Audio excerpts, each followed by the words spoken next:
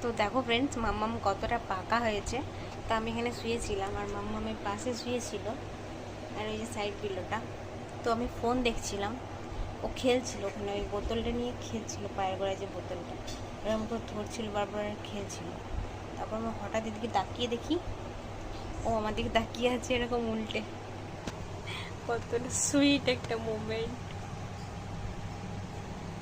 কি হলো, তুমি উল্টালে কেন মাম্মাম?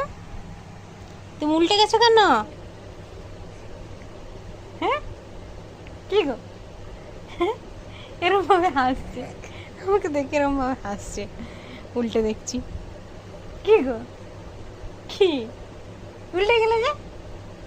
হ্যাঁ, অ্যাটেনশন পাচ্ছিল না?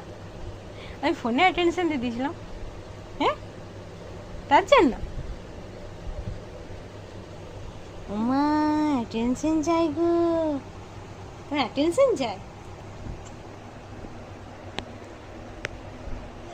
তো এগুলো অনেক সুইট সুইট মোমেন্ট, যেগুলো আমি ক্যাপচার করে রাখছি আর তোমাদের সঙ্গে শেয়ার করছি, যেগুলো আমি ও বড় হয়ে গেলে দেখতে পারবো, কারণ ও খুব তাড়াতাড়ি বড় হয়ে যাচ্ছে আর আমি ওই ছোটোবেলাটাকে খুব মিস করব।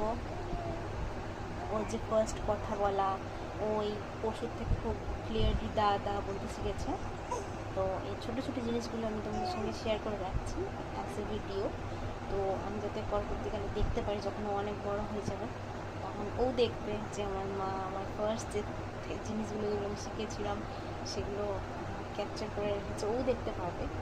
তো হ্যাঁ, আমিও দেখতে পারবো অবশ্যই, কারণ ও যখন বড় হয়ে যাবে ও ব্যস্ত হয়ে পড়বে নিজের লাইফে। তো তখন আমি ওর এই ছোটোবেলাটা, যেটা